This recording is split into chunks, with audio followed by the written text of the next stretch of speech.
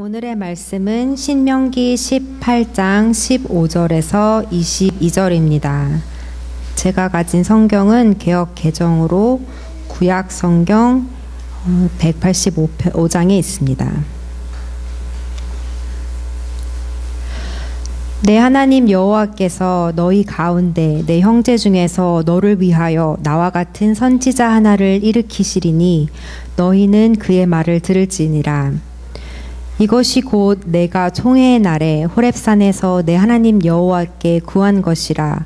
곧 내가 말하기를 내가 다시는 내 하나님 여호와의 음성을 듣지 않게 하소서. 다시는 이 큰 불을 보지 않게 하소서. 두렵건대 내가 죽을까 하나이다 하매 여호와께서 내게 이르시되 그들의 말이 옳도다. 내가 그들의 형제 중에서 너와 같은 선지자 하나를 그들을 위하여 일으키고 내 말을 그 입에 두리니 내가 그에게 명령하는 것을 그가 무리에게 다 말하리라.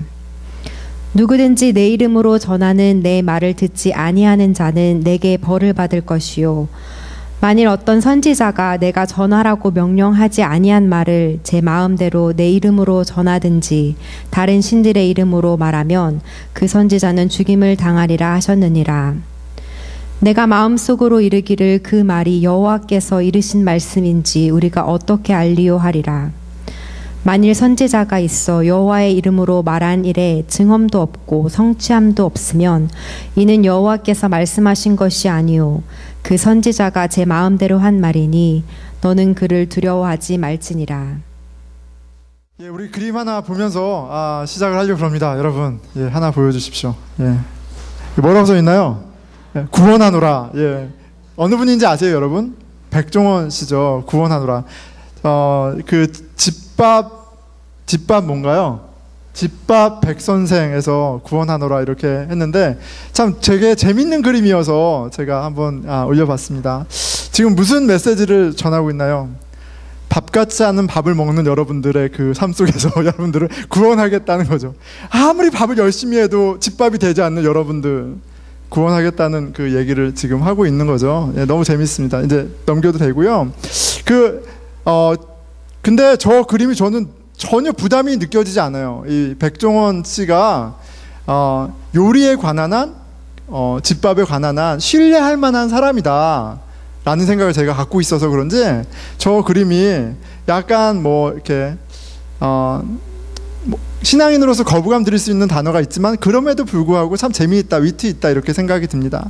자, 그런데 백종원 씨가 저한테 좀 이렇게 부담이 없는 거는 이분이 이렇게 여러 가지 프로그램을 통해서 당신을 보여줬는데 그 모습에 제가 좀 이렇게 참 멋지다, 참 괜찮다, 정말 요리사다 이런 생각을 좀 했던 것 같아요. 저분 이제 보면 제가 보기엔 음식을 정말 좋아하세요. 그래서 막 음식을 찾아다니시고 먹고 이렇게 하는데 진짜 맛있는 음식을 먹을 때 제가 보기엔 정말 맛있어하고 정말 아닌 음식에 대해서는 단호하게 또 얘기하시고 하시더라고요.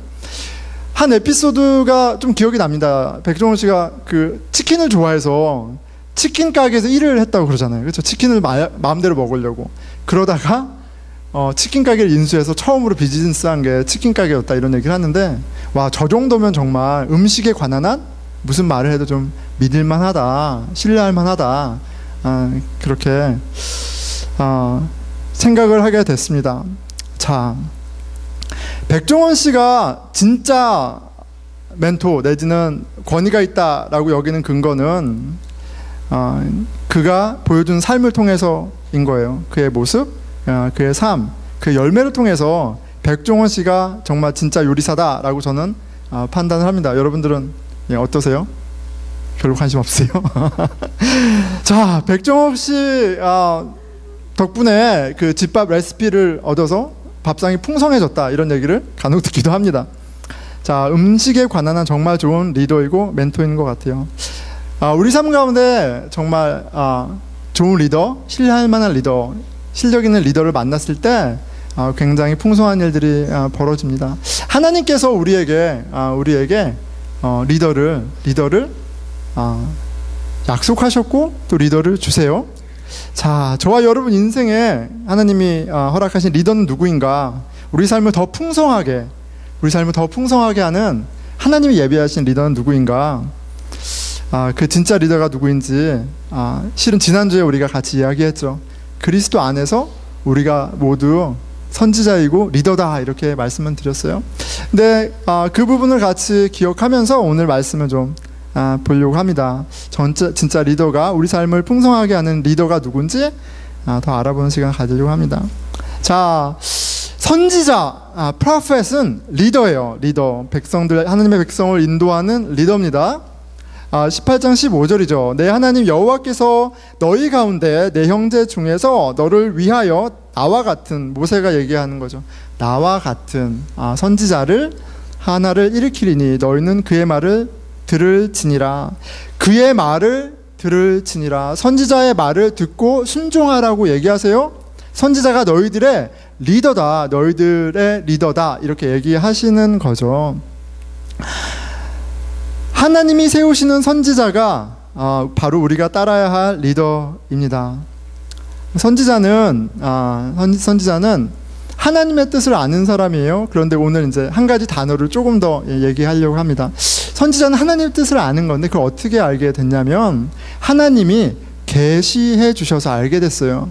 계시가 뭔가 오늘 아이들하고 얘기하다 보니까 그 계시의 의미에 대해서 이렇게 이해하면 될 것 같습니다. 계시는 10개자의 볼시예요. 그러니까 하나님이 열어서 보여주신 거예요. 하나님이 열어서 보여주시기 전까지는 우리가 알 수 없는 거예요. 그게 계시죠. 마치 하나님만 열 수 있는 보물 상자가 있는데 이렇게 부르는 거죠. 용기라 이리 와봐 해서 불러서 자 살짝 봐 이게 내 마음이야 이렇게 딱 보여주는 이게 계시인 거예요. 선지자는 계시를 받은 사람이에요. 선지자는 계시를 받은 사람입니다. 그래서 그 하나님의 뜻을 알게 돼서 하나님의 뜻을 전하고 하나님의 일을 하는 사람이죠. 다 마땅히 하나님의 백성이 따라야 할 리더입니다. 내 말을 그 입에 두매 내가 그에게 명령하는 것을 그가 무리에게 말할 것이라 이렇게 말씀하셨어요. 19절에 누구든지 내 이름으로 전하는 내 말을 듣지 않으냐 하는 자는 내게 벌을 받을 것이라. 선지자가 말하는 말을 따르지 않으면 벌받아. 왜 그렇습니까? 선지자가 말하는 게 아니라 하나님이 말씀하시는 거기 때문에 그래요. 선지자의 말을 어겨서가 아니라 하나님의 말을 어겼기 때문에 하나님 심판하시는 거죠. 거듭해서 선지자가 우리가 마땅히 따라야 할 리더다. 우리의 삶을 풍성하게 하는, 우리를 생명으로 인도하는 리더다 이렇게 얘기하고 계세요. 세상 그 누구보다도 신뢰할 만한 리더가 바로 선지자입니다. 선지자를 통해 하나님이 진리를 알려주세요. 무엇이 정말 행복한 것인지, 무엇이 우리 삶을 풍성하게 하는지 가르쳐 주세요. 축복의 삶으로 선지자가 이스라엘 백성들을 인도합니다. 하나님은 이스라엘을 당신의 백성으로 삼으신 후에 끊임없이 그들 중에 선지자를 세우셔서 끊임없이 영적인 리더인 선지자들을 통해서 이스라엘 백성들에게 죽음과 심판의 길, 생명과 영생의 길을 가르쳐 주세요. 구약의 모든 선지자들이 다 그 역할을 했습니다. 자, 지난주에 그 구약의 모든 선지자들 중에서 가장 큰 선지자가 있다고 그랬죠. 누굽니까? 누군가요? 요한이죠. 세례자 요한입니다. 세례자 요한이에요. 자, 선지자가 크고 작은 차이가 뭐 있을까? 자격 요건이 기준이 뭘까라고 생각할 수 있죠. 여러분, 선지자의 퀄리피케이션 자격 요건이 뭘까요? 어떤 자격이 있어야지 선지자가 되나요? 좋은 학교를 나오고 많은 경험을 하고 성경을 많이 알고 그런 것보다도 계시를 받은 사람이에요. 하나님이 비밀을 보여준 사람이 선지자 역할을 하는 거예요. 선지자의 삶을 사는 거예요. 그러니까 이럴 수 있겠죠. 하나님이 이 사람에게는 요만큼 보여주고 어떤 사람에게 이만큼 보여주고 계시를 받은 정도에 따라서 작은 선지자, 큰 선지자를 우리가 이렇게 나눌 수 있는 것 같아요. 구약의 모든 선지자들보다 세례자 요한이 크다라고 예수님이 직접 말씀하세요. 7장 28절이죠. 내가 너희에게 말하노니 여자가 낳은 자 중에 요한보다 큰 자가 없다. 말 그대로 키가 큰 건가요? 아니죠. 선지자 얘기하는 거예요. 선지자 요한보다 큰 사람이 없어요. 선지자 요한보다 하나님의 계시를, 비밀을 많이 본 사람이 없는 거예요. 구약의 모든 선지자들, 아브라함, 이삭, 요셉, 야곱, 요셉, 모세, 여호수아, 사무엘 할 것 없이, 엘리야, 엘리사 할 것 없이 그 모든 선지자들도 하나님의 계시를 받지만, 그래서 다가올 메시아도 알았고 이야기했고 하나님 나라의 법에 대해서도 얘기했지만, 세례자 요한만큼 풍성하게, 완벽하게, 선명하게 계시를 받지 못했던 거예요. 구약의 선지자들이 예언했던 그 계시의 실체, 예수 그리스도를 세례자 요한이 그렇죠? 그러니까 세례자 요한이야말로 모든 선지자들 중에 가장 큰 사람이 되는 거예요. 그 계시의 실체인 하나님의 아들의 길을 준비했고, 그 하나님의 아들 예수님을 만났어요. 예, 이보다 더 큰 계시를 경험한 사람은 없습니다. 그런데 이렇게 큰 선지자인 모세, 이렇게 큰 선지자인 세례자 요한도 가장 작은 선지자가 된다고 얘기하세요. 그러나 하나님의 나라에서는 극히 작은 자라도 그보다 크니라, 이렇게 얘기하세요. 하나님의 나라에 있는 사람은 아무리 작은 사람도 세례자 요한보다 커, 이렇게 얘기하세요. 도대체 기준이 뭐예요? 하나님의 나라에 있는 사람은 세례자 요한이 받은 계시보다도, 진리보다도 더 완벽하고 풍성하고 온전한 계시를 받은 사람이라고 얘기하시는 거예요. 계시의 척도에 따라서 선지자의 크고 작음이 결정되는 겁니다.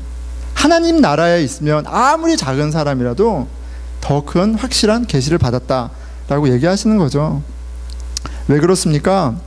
세례자 요한은 예수님이 사람으로, 하나님의 아들 메시아가 사람으로 오신 것까지는 봤지만, 그 메시아가 우리의 죄를 대신해 죽으시고 부활하시고 그분이 성령을 보내셔서 교회라는 하나님 나라의 실체를 경험하진 못했어요. 자, 그런데 하나님 나라는 그 예수 그리스도를, 계시의 실체인 예수 그리스도를 본 사람들이에요. 요한일서 1장 1절에 이렇게 얘기합니다. 태초부터 있는 생명의 말씀에 관하여는, 이 생명의 말씀은 진리죠. 예수님이에요. 우리가 들은 바요, 눈으로 본 바요, 자세히 보고 우리의 손으로 만진 바라. 듣고 보고 만졌다. 진리에 대해서, 그 계시에 대해서 듣고 보고 만졌다. 들었을 뿐만 아니라, 보았을 뿐만 아니라 우린 만졌다, 이렇게 얘기해요. 계시되었는데, 진리가 계시되었는데 우리는 세 가지 센스를 통해서 진리를 접했어요. 그런데 성경에서 3이라는 숫자는 완전수예요. 그렇죠? 그러니까 복음을 우리가 깨닫게 되었을 때, 계시되었을 때, 그 계시는 그 어떠한 선지자들하고도 비교할 수 없는 비밀을 우리가 성령을 통해서 깨닫게 된 거예요. 자, 선지자는 계시받은 사람이에요. 그렇죠? 그리스도인은 계시받은 사람입니다. 예수 그리스도가 하나님의 아들이다. 그분이 우리 죄를 위해 죽으셨다, 부활하셨다.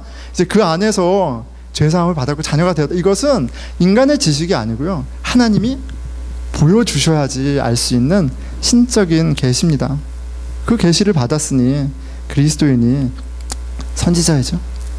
자, 선지자는 리더예요. 구약의 선지자는 이스라엘에게 하나님의 뜻을 전하고 이스라엘을 하나님의 나라로 인도하는 리더였습니다. 하나님이 약속하신 가나안 땅으로 인도하는, 또 그 가나안 땅에서 하나님의 통치가 온전하게 이루어지도록 뜻을 가르쳐주고 때로는 책망하던 리더였어요.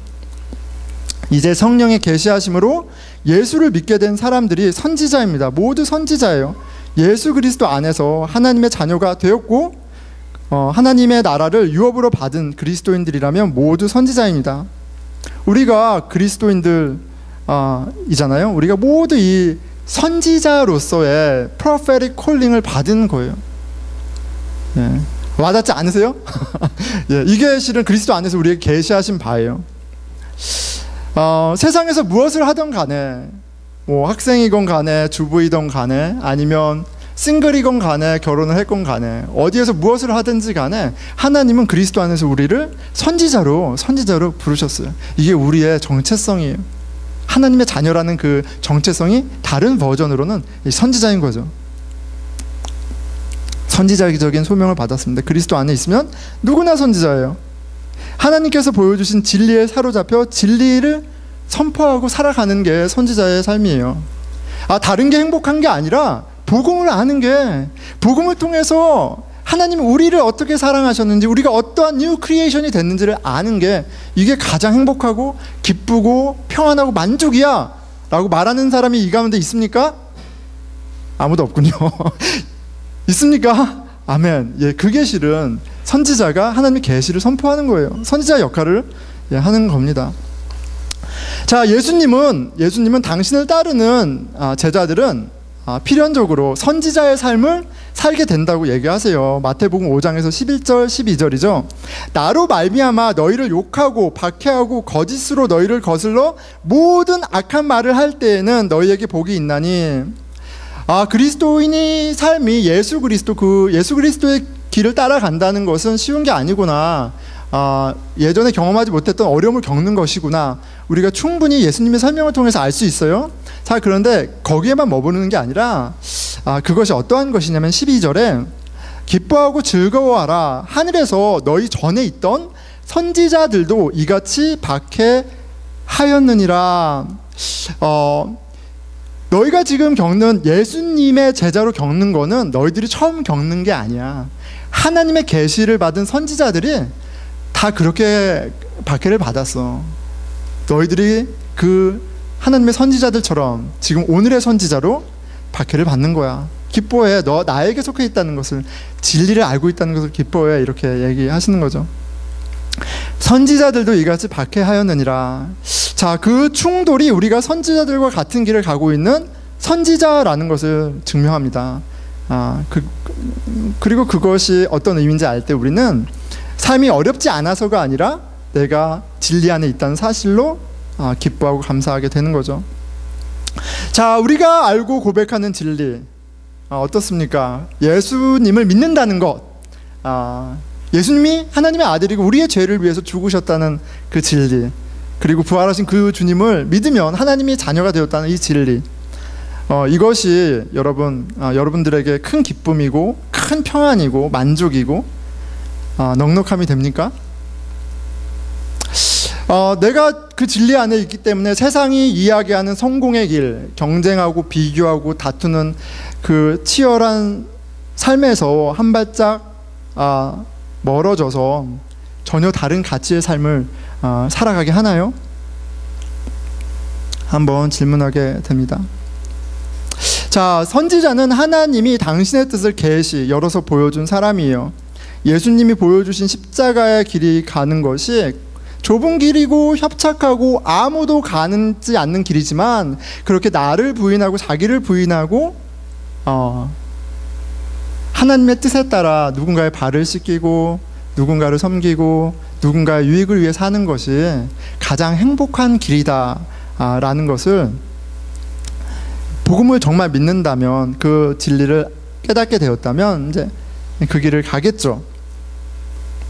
그리고 그 길을 가고 있다면 정말 선지자로 살아가고 있는 겁니다. 하나님의 뜻이 우리 삶 가운데 증거되고 있는 거죠. 자, 질문해 보겠습니다. 여러분, 우리 중에 누가 선지자입니까? 누가 선지자예요? 대답 안 하면 안 보내줄 거야. 누가 선지자예요? 누가 선지자예요? 제 눈을 피하지 마시고 왜 이렇게 다 내 눈을 피해요? 예수 그리스도를 믿으면 선지자인 거예요. 복음을 믿으면 선지자인 거예요. 예수님을 살아계신 하나님의 아들을 믿는 자는 모두 다 선지자입니다. 자, 그런데 제가 오늘이 선지자 2탄이잖아요. 그래서 저는 이제 순모임에 들어가지 않았는데, 이렇게 순모임 가운데 신고까지는 아니고 어떤 이야기를 제가 드렸습니다. 어떤 이야기냐면, 이제 선지자에 관해서 얘기하고 나눔을 하는데 많은 분들이 선지자 목사님이 그렇게 얘기하니까 선지자인 건 알겠는데 선지자로 사는 건 너무 어렵다 이렇게 얘기를 하셨대요. 선지자로 사는 거는 이건 너무너무 어렵다 이렇게 얘기를 하셨다고 그래요.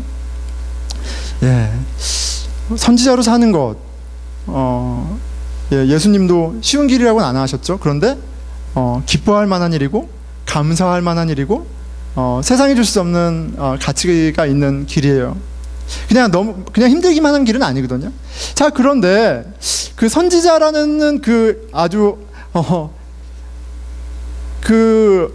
콜링이 나에게 부담으로만 다가오고 나에게 길티 필링으로만 다가온다면, 그러면 좀 한번 이제 질문해 봐야 돼요.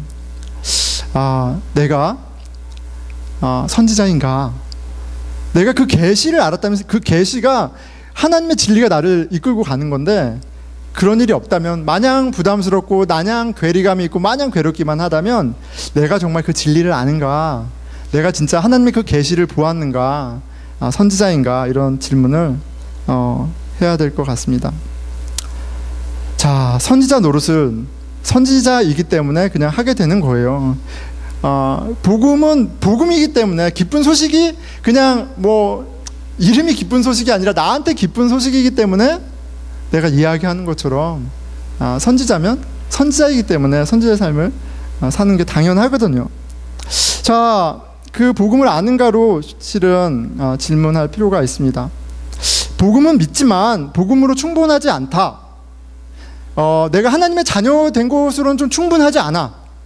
나 만족을 못하겠어. 나는 학교도 가야 되겠고 학위도 따야겠고 집도 좀 커야 될 것 같고 막 이런 게 너무너무 필요한 것 같아. 복음으로 부족해 란다면 복음의 가치를 정말 아는지를 질문해야 돼요. 행복하려고 무작정 노력하기에 앞서 내가 정말 복음의 가치를 아는지, 그 계시를 받았는지 알아야 됩니다. 왜냐하면 우리가 아무리 복음을 알고 믿는다고 생각하고 고백을 해도 실은 우리가 복음을 모를 수도 있고요, 착각하고 있을 수도 있어요. 그냥 우리가 무언가 위로가 필요해서 삶이 너무너무 힘들어, 그냥 뭐 지푸라기라도 뭘 잡아야 돼. 근데 예수를 믿으면 복 받는데, 그래서 믿는 걸 수도 있어요. 예수님이 누군지도 모르고 계시를 받지도 않았는데. 우리는 그런 어떤 셀프 디펜스, 방어 기제들이 하나 있거든요.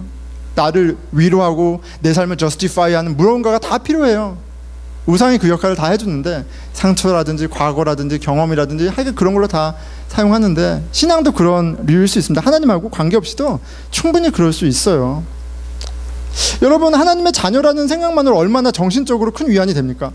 내가 1, 2, 3, 4, 5, 6 다 못하지만 그래도 난 하나님의 자녀야. 그러면서 위안받을 수 있어요. 난 그래도, 하지만 하나님과 관계없이도 할 수 있다는 말이에요. 난 정말 엉망으로 살고 마음대로 살고 이기적으로 사는데 하나님은 내 편이야, 난 믿거든, 내 편이야 라고 내 행동을 저스티파이 하면서 살 수도 있어요.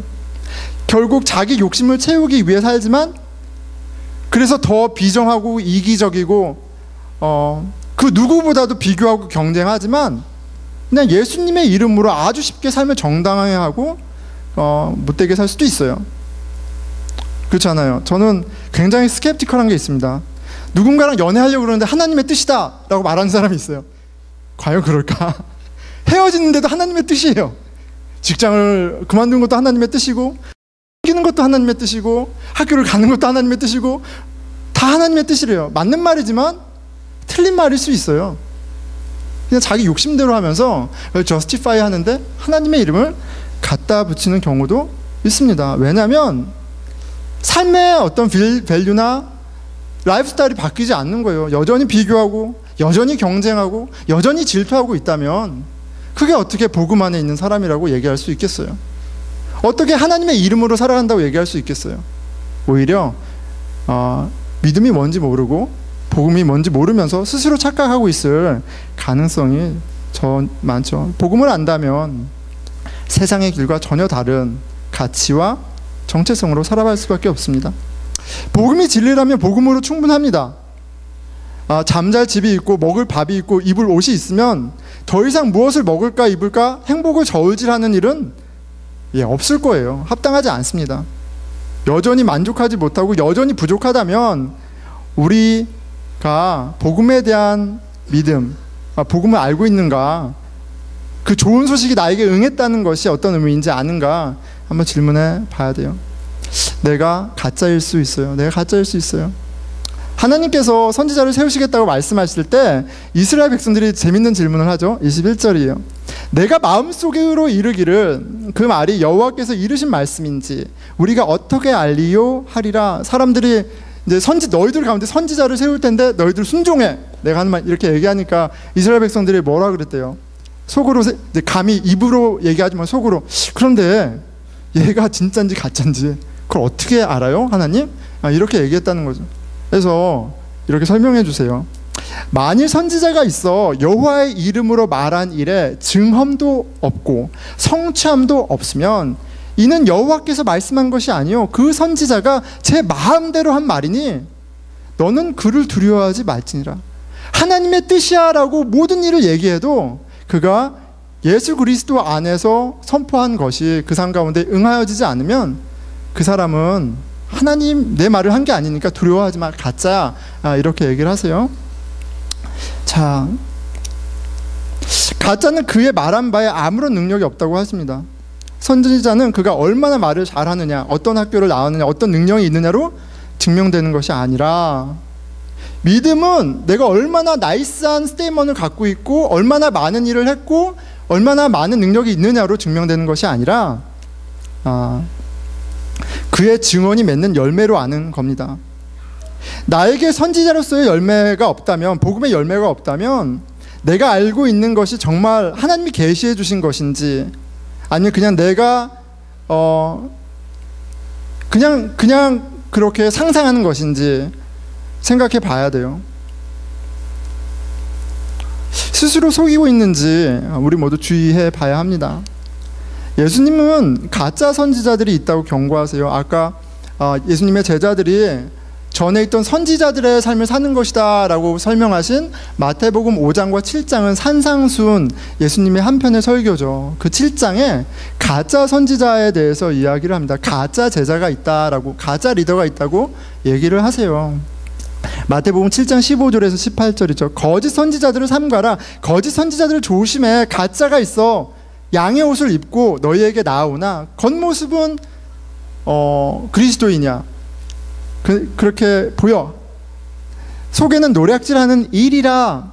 그들의 열매로 그들을 알지니 가시나무의 포도를 또는 엉겅퀴에서 무화과를 따겠느냐. 이와 같이 좋은 나무마다 아름다운 열매를 맺고 못된 나무가 나쁜 열매를 맺나니 좋은 나무가 나쁜 열매를 맺을 수 없고 못된 나무가 아름다운 열매를 맺을 수 없느니라. 굉장히 상식적인 얘기를 하세요. 이 나무가 어떤 종류의 나무인지 열매가 맺어져야 알 수 있잖아요. 그 얘기를 하시는 거예요. 열매로 아는 거야. 그 선지자가 하는 말 그걸로 아는 게 아니야. 그가 퍼포밍하는 무언가로 아는 게 아니야. 얘기하고 계세요. 자, 그리고 진짜 선지자가 맺는 좋은 열매를 우리가 좀 생각해 볼 수 있겠죠. 그런데 거기에 앞서서 가짜 열매를 한번, 예수님이 얘기하시는 가짜 열매를 먼저 보겠습니다. 자, 거짓 선지자들, 악한 열매를 맺는 이들에게 하시는 말씀이죠. 22절에서 23절이에요. 자, 그날에 많은 사람이 나더러 이르되 주여 주여, 우리가 주의 이름으로 선지자 노릇하며 주의 이름으로 귀신을 내어 쫓으며 주의 이름으로 많은 권능을 행하지 아니하였나이까 하리니. 자, 주여 주여는 그냥 어떤 간절한 두 번의 탄성이 아니에요. 성경에서 두 번 반복은 항상 최상급이에요. 지금 주여 주여라고 고백하는 사람은 예수님이 나의 주인이라는 최상의 고백을 하고 있는 거예요. 100%의 확신을 스스로 갖고 있어요. 그것이 주여 주여라는 고백 안에 있어요. 어떤 삶을 살았다고 얘기합니까? 세 가지의 삶을 살았어요. 주의 이름으로 선지자 노릇하고 주의 이름으로 귀신을 내어 쫓고 주의 이름으로 권능을 행하지 아니하였나이까. 여기 3이라는 숫자가 있죠. 밥을 먹건 뭐를 하건 무엇을 하건 주의 이름으로 살았다라고 얘기하는 거예요. 그때 내가 그들에게 밝히 말하되, 예수님이 얘기하시죠. 내가 너희를 도무지 알지 못하니 불법을 행하는 자들아 내게서 떠나가라 하리라. 도무지 알지 못하니 너는 나랑 전혀 관계가 없는, 상관이 없는 사람이야 라고 얘기해요. 자, 가짜 선지자, 가짜 믿음의 첫 번째 특징이 굉장히 당황스럽습니다. 뭔가요? 가짜가 자신이 가짜인 줄을 모른다는 사실이에요. 믿음이 없는데 자기가 믿음이 없다는 사실을 몰라요. 주여 주여, 주의 이름으로 선지자 노릇하고 주의 이름으로 귀신을 내어 쫓고 주의 이름으로 많은 일을 하지 않았습니까? 가짜 선지자의 고백 가운데 내가 주님을 이용해 먹어야지 하고 살았다는 것을 의심할 만한 고백이 없어요. 나는 다 드리면서 살았어요. 주님을 위해서 살았어요. 그런데 무슨 말씀하세요? 가짜가 자신이 가짜인지 몰라요. 가짜 믿음이 자신이 가짜 믿음인지 몰라요. 가짜의 특징은 자신이 가짜인지 모른다는 겁니다. 자신이 진짜라고 확신하죠. 여러분, 우리가 갖고 있는 신앙이 있다. 좋은 신앙의 표지가 뭔가요? 어떤 사람이 신앙에 좋은 사람인가요? 성경을 많이 알고 있고 성경을 잘 설명하는, 그래서 설교도 잘하고 성경 공부 인도도 잘하는 목사 아니면 교육자가 신앙이 좋은 사람인가요? 진짜 선지자, 믿음이 있는 사람인가요? 하나님에 대한 열심이 있어서 10의 1조만이 아니라 가진 것을 다 쏟아붓는 사람이 진짜 선지자인가요? 때때로 선교를 가고 그리고 봉사를 하고 많은 일을 하는, 교회도 많이 세우고 선교단체를 많이 세우는 그 것 자체가 그 사람이 진짜인 것을 이야기해 주나요? 여러분, 이 가짜 선지자가 나쁜 짓 한 거 하나도 없어요. 귀신 내어 쫓는 게 얼마나 좋은 일이에요. 주의 이름으로 권능을 행했으니 주의 이름으로 얼마나 좋은 일을 많이 했겠어요? 주의 이름으로 선지자 노릇했으니 그의 입술에서 나오는 말마다 족족이 성경 말씀이지 아니었겠어요? 그런데 우리가 생각하는 좋은 신앙, 좋은 열매와 하나님이, 예수님이 얘기하시는 좋은 열매와 너무 strikingly different, 너무 달라요. 너무 달라요. 성경을 많이 알고 있고 능력이 있고 무언가 대단한 일을 하는 것이 아닙니다. 이건 착각이에요. 좋은 열매는 그 사람의 능력과 성취하고는 상관이 없다는 사실을 분명히 기억해야 돼요. 선지자의 삶을 산다는 건 그 사람의 능력과 성취, 무엇을 많이 알고 성경을 많이 알고 있다는 거하고 상관이 없어요. 교회에서의 포지션과 상관이 없어요. 20절 예수님이 이어서 말씀하십니다. 좋은 열매에 대해서 얘기하세요. 이러므로 그들의 열매로 그들을 알리라. 그런 거는 그 좋은 열매가 아니고, 21절 나더러 주여 주여 하는 자마다 천국에 들어갈 것이 아니요 믿음의 확신으로 천국 가는 게 아니에요. 가짜 믿음일 수 있어요. 다만 하늘에 계신 내 아버지의 뜻대로 행하는 자라야 들어가리라. 참 믿음은 참 행이라는 열매를 맺어요. 참 믿음에 응해서 정말 하나님의 아들로 살아가는 사람이라면 하나님의 아들이라는 자녀라는 모습이 열매 맺을 수밖에 없다라고 말씀하시는 거하고 같죠. 내 아버지의 뜻대로 행하는 행함입니다. 아버지의 뜻대로 행하는 행함이에요. 그리고 그것은 예수님의 낮아지심과 그의 십자가를 통해 분명해졌죠. 자기를 부인하는 사랑, 거저받은 것을 거저주는 사랑입니다. 여러분, 모두 목사가 될 필요 없어요. 모두 교회에서 봉사할 필요도 없습니다. 하나님이 교회를 잘 이끌어가고 계세요. 그런데 내가 하나님의 자녀이기 때문에 내 삶의 그 자리에서, 가족 관계 가운데, 친구 관계 가운데, 일터에서 내가 하나님 자녀다운 모습이 있느냐, 오직 그것만으로 우리가 참 믿음인지 거짓인지 진짜인지 가짜인지 확인할 수 있는 거예요. 복음 안에 있는 선지자는 복음의 열매를 맺습니다. 갈라디아서 5장 22절에서 23절이죠. 오직 성령의 열매는 사랑과 희락과 화평과 오래 참음과 자비와 양선과 충성과 온유와 절제니, 예수 그리스도의 성품이고요. 그리고 이 9가지 열매는 헬라어는 싱귤러 벌브와 플로럴 벌브, 단수동사와 복수동사가 엄격하게 적용됩니다. 그런데 성령의 열매를 얘기하면서 9가지 열매를 하는데 동사가 단수라고요, 복수라고요? 단수예요. 한 가지 열매를 얘기하고 있어요. 성령의 열매는 한 가지 열매인데 9가지 맛이 나는 열매예요. 예수 그리스도의 모습 가운데 이 9가지의 맛이 나는 거죠. 하나님의 자녀라면, 선지자라면 내가 선지자로 살기에 애쓰고 노력하기에 전에 아들로서 받는 사랑과 은혜 가운데 이런 사람이 되어 가는 거예요. 나무 가지가 열심히 해서 열매를 맺는 게 아니라 나무 가지에 붙어 있기 때문에, 그리스도와 관계가 있기 때문에, 복음이 그에게 응해졌기 때문에 열매를 맺는 것과 같은 맥락이죠. 자, 세상의 열매가 무엇입니까? 갈라디아서 5장 19절에서 21절입니다. 세상의 일은 분명하니, 세상의 열매에 대해서 육체의 일은 분명하니 가짜의 열매를 얘기하는 거예요. 곧 음행과 더러운 것과 호색과 우상숭배와 주술과 원수 맺는 것과 분쟁과 시기와 분냄과 당짓는 것과 분열함과 이단과 투기와 술취함과 방탕함과 또 그와 같은 것들이라. 너무 많이 나열해서 어렵나요? 내 중심대로, 내 마음대로 사는 거예요. 내 욕망대로 사는 거예요. 시기하고 비교하고 질투하면서 사는 거예요. 너희가 경계한 것 같이 경계하노니 이런 일을 하는 자들은 하나님의 나라를 유업으로 받지 못할 것이요. 지금 이 편지는 복음하고 상관없는 사람들에게 쓰여진 편지가 아니에요. 갈라디아에 있는 교회들에게 보낸 편지예요.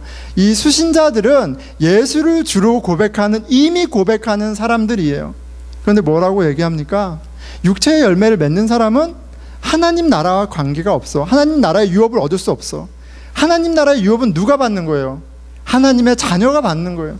누가 하나님의 자녀가 됩니까? 예수 그리스도를 믿는 사람이 하나님의 자녀가 되는 거예요. 그럼 역으로 무엇을 얘기하는 거예요? 너의 신앙이 심각한 문제가 있다는 얘기를 하는 거죠.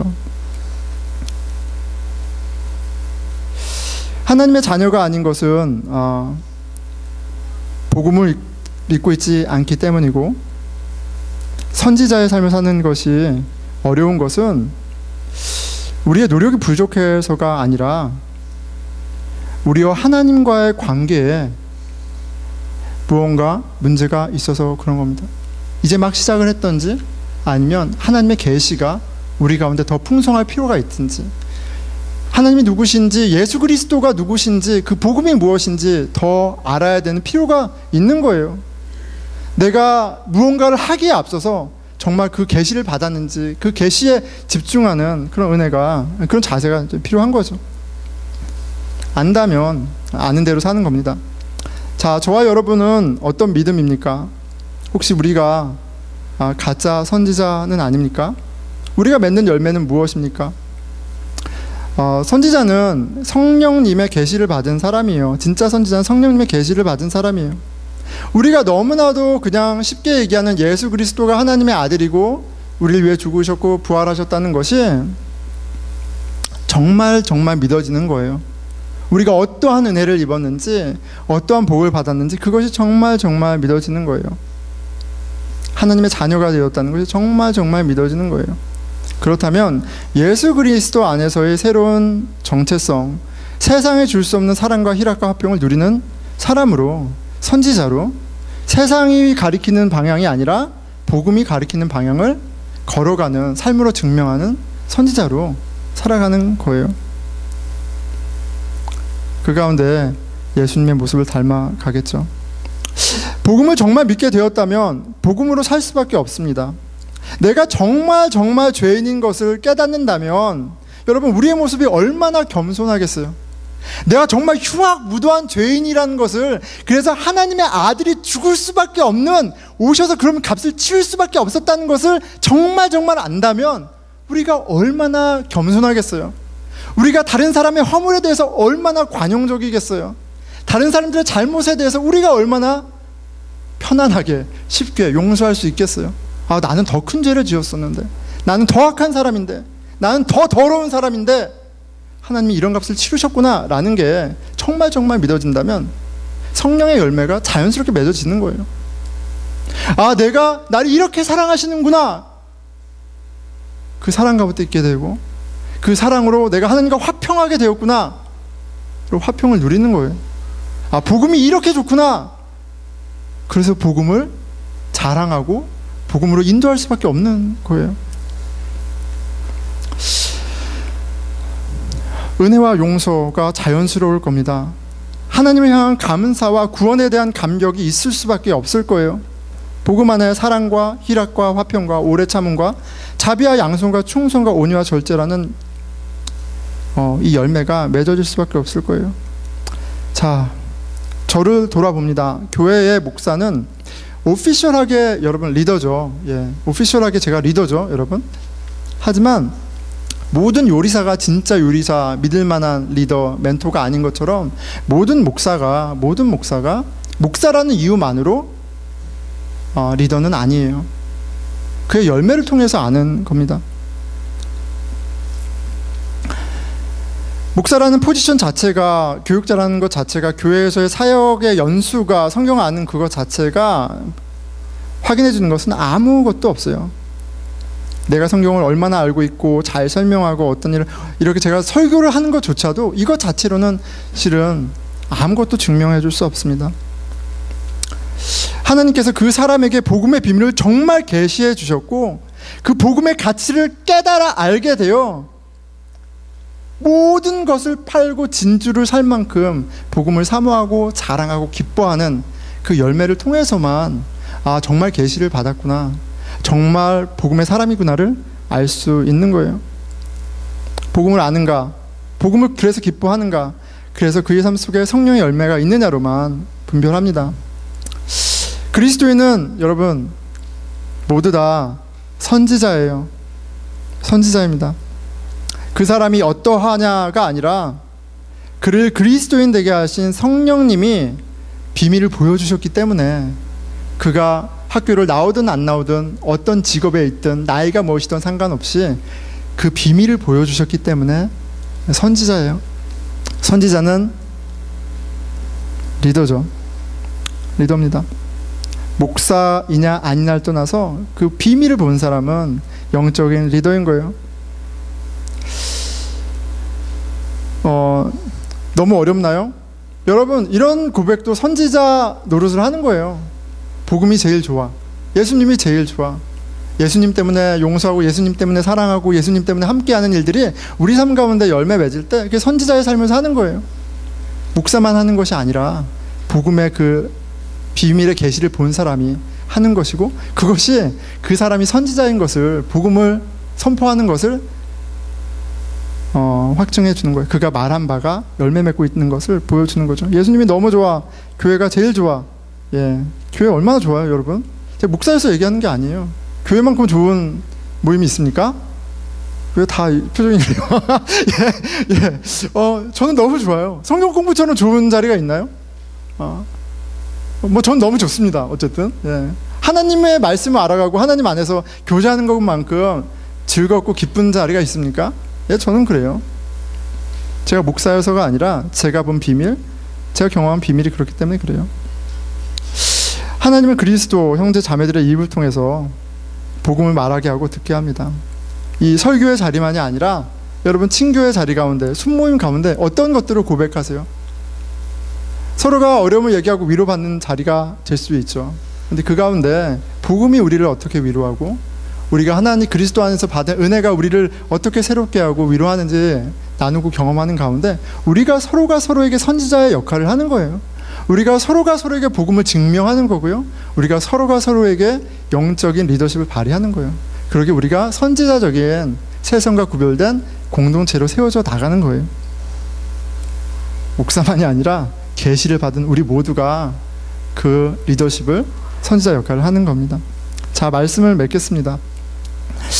자, 어제 제가 이제 일을 시작했습니다. 그래서 섀도우 데이라고 해서 이렇게 일하시는 분을 하루 종일 쫓아다니는 거예요. 근데 그분이 어쨌든 쫓아다니는데 제가 좀 이렇게 약간 스트레스 받고 있었어요. 왜냐하면 제가 교육받는데 사람들이 다 돈 벌어야 되니까 하는 일이야, 너무 더러운 일이야, 더 나은 페이가 있으면 다른 거를 가질 거야, 정말 못할 일이야, 막 이런 얘기를 너무 많이 들었어요, 제가. 그래서 저도 또 이렇게 경제적으로 필요도 하고 하니까, 그런데 또 다 사람들 미난 사람뿐이 없고 막 그런 얘기를 들어가지고 첫날 갔는데 제가 좀 이렇게 약간 그랬는데 너무 재밌는 분을 만났어요.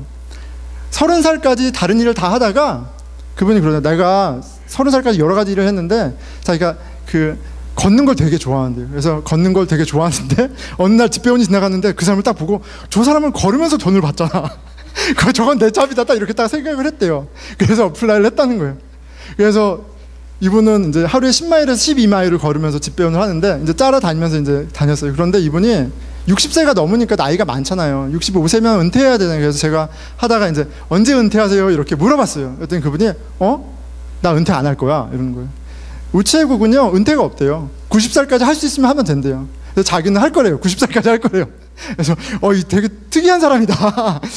근데 이분은 보면 볼수록 집배원인 걸 너무 좋아하는 거예요. 자기가 이런 것도 봤어요. 갔는데 갑자기 멈춰요. 그러더니 꽃을 이렇게 입고 되게 예쁘게 생겼는데 되게 특이하면서 꽃을 막 설명을 한 거예요, 저한테. 너무 예쁘지 않아? 또 가다가 이 나무는 말이야 무슨 열매고 막 이 동네 너무 예쁘지 않아? 막 그러면서 정말 그러고 뭐 그날만 컨디션이 좋아서 그럴 수도 있죠. 그런데 저는 집배원에 대해서 나쁜 얘기만 들었는데 이분은 자기에겐 베스트 잡이고 너무너무 즐겁고 보람 있는 일인 거예요. 정말 좋은 리더를 만났습니다. 이제 집배원의 길에 들어서는 저에게 되게 좋은 것들을 보여주는 리더를 만난 것 같아요. 앞으로 뭐 쉬운 일만 있겠어요? 어려운 일이 있겠죠? 그런데 집배원으로서의 어떤 그런 의미, 가치를 경험하는 사람을 보니까 격려가 돼요. 여러분, 우리가 그리스도 안에서 다 선지자의 부르심을 받았어요. 복음이 좋은 소식이고 하나님의 아들이 우리를 위해서 죽으셨고 부활하셔서 우리가 그를 믿는 사람, 하나님의 자녀가 되었던 이 놀라운 정말 말도 안 되는 진리를 하나님이 계시해 주셨어요. 자격이 없는데 정말 놀라운 거 아니에요? 정말 기쁜 소식이에요. 그런데 우리가 그냥 전도해야지가 아니라 그게 정말 기뻐서 그 기쁨을 살고 나누고 만족할 때 실은 진짜 리더로 사는 거예요. 진짜 선지자로 사는 거예요. 근데 너무 어렵죠? 목사인 제가 무슨 말하는지 모르겠죠? 근데 거의 이유가 있습니다. 복음은요, 우리가 노력해서 아는 게 아니에요. 선지자는 공부 많이 해서 되는 게 아니에요. 경험 많이 쌓아서 되는 게 아니에요. 어떤 사람이요? 하나님의 은혜로 계시해 준 사람만 아는 거예요. 여러분, 우리가 말씀 가운데 부대낌이 있고 내 믿음에 대해서 의심이 들고 찔림이 있다면 우리에게 필요한 건 더 열심히 신앙생활하는 게 아니라 기도할 때예요. 지혜와 계시의 영을 주십시오. 정말 복음이 뭔지 정말 알기 원합니다.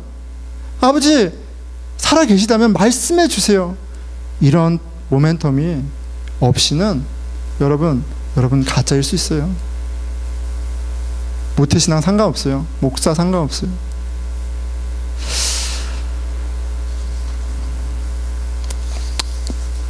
우리 교회에 참 선지자로 가득 차는, 참 선지자로 거듭 태어나는 일이 풍성하기를 축원합니다. 성령님이 계시하여 주시고요, 사랑을 알게 하셔요. 하나님이 어떤 분인지, 예수님이 우리에게 어떤 사랑을 주셨는지 알게 하세요. 삶이 편안해서가 아니라 하나님 그런 복을 주십니다. 성령님이 우리의 무지와 무능을 드러내시고, 또 성령님이 우리가 어떠한 은혜를 입었는지, 예수님이 어떠한 의미인지 가르쳐주는 은혜가 있습니다. 그 은혜를 같이 경험하면서 그 선지자의 복된 삶으로 같이 살아가는 저와 여러분이 되길 축원합니다. 같이 기도할까요?